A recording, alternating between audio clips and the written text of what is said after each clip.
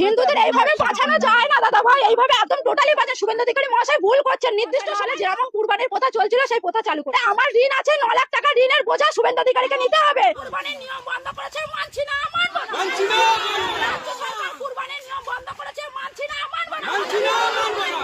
নাহলে আমার স্বামী সুইসাইড করবে বলছে, সন্তান অনাথ হবে, কিভাবে চালাবো? আমি তো মেয়ে মানুষ, আমার কি বাইরে যাওয়ার ক্ষমতা আছে? আমি কি ইনকাম করবো? রেখা পাত্র দিদি ভাই যে কথা বলছে যে গরু যে 14 বছর বয়সীকে কুরবানি দিতে হবে, এ কথা তো এতদিন ছিল না। মাত্র 15 দিন ক্ষমতায় এসে আজকে নতুন নতুন নিয়ম, নতুন নতুন কথা চালু করছে। এই নিয়ম তো নেই, মানুষের জীবনের গ্যারান্টি নেই। তাহলে গরুর 14 বছর জীবনের গ্যারান্টি আমরা কিভাবে নেবো? কিভাবে নেবো? শুধু তো গরুকে খাওয়ালে আর গরুকে দুধ বিক্রি করলে তো আমাদের সংসার চলবে না।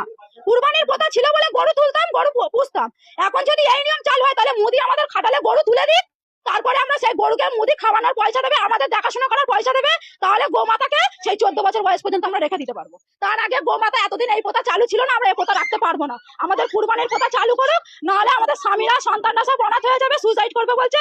এর দায় শুভেন্দু অধিকারী, রেখা পাত্র এদেরকে নিতে হবে, নিতে হবে। সরকার বলছে যে গোমাতাকে বাঁচাচ্ছে। গোমাতাকে কিভাবে বাঁচাচ্ছে? এতদিন বাঁচায়নি কেন? এতদিন তো এই প্রথা চালু ছিল। আমাদের লাইফে আমরা এখন এরকম দেখি না, আমাদের স্বামীদের লাইফে আসেনি, আমার শ্বশুরের লাইফে ছিল না। তাহলে এখন এই প্রথা কিভাবে চালু করেছে সরকার? আমাদের নির্দিষ্ট সময় দেওয়া হোক, মানবো। সরকারে এসছে, আইন মেনে নেবো, কিন্তু নির্দিষ্ট সময় না দিলে আমরা মানতে পারবো না। হাতে মাত্র 10 দিন সময় আছে, আমরা কিভাবে মানবো? এই লোন নিয়ে গরু কত টাকা লোন নিয়েছে? আমি প্রায়, আমার লোন আছে, বন্ধন থেকে নিয়েছি 2 লাখ টাকা, স্বর্ণ জয়ন্তী গ্রুপ থেকে নিয়েছি 3 লাখ টাকা। এছাড়া আদেশ আরো মারা নিয়ে রেখেছে আমার থেকে আরো বেশি, আরো বেশি। তাহলে আমি এই লোনগুলো কিভাবে চালাবো? আরো প্লাস পার্সোনাল পরের কাছ থেকে টাকা নেওয়া আছে সুদে।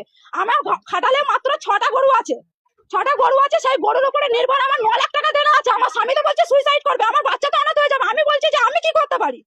আমার মায়েরা, আমার লোনের অফিসার ফোন করে বলছে যে টাকা আমাকে দিতেই হবে, লোনের ডেট চলে আসছে বলে। বলছে ডেট যদি পিছিয়ে যায় তাহলে কিন্তু তোমাদের সিভিল খারাপ হবে, লোন নিতে পারবে না কোথাও। এইসব যে আমাদের কাণ্ডগুলো ঘটছে, আমাদের তো জীবন ভবিষ্যৎ অন্ধকার হয়ে যাচ্ছে। আপনার কতটা গরু চাষ করেছেন? আমার 6টা গরু আছে, 2টো ছোট ছোট বাছুর আছে, 8টা গরু এখন আছে। কি চাইছেন আপনারা? আমরা এই কুরবানির প্রথা চালু হোক, কেনা বেচা যেমন চলছিল সেইগুলো নিয়মগুলো বাদ দিয়ে কেনা বেচাটা চালু করে দিক। আমাদের গরুগুলো বেচাকেনা না হলে আমরা সুইসাইড করা ছাড়া আমাদের সরকার বাধ্যতা। বলছে যে হিন্দুদের বাঁচাচ্ছি।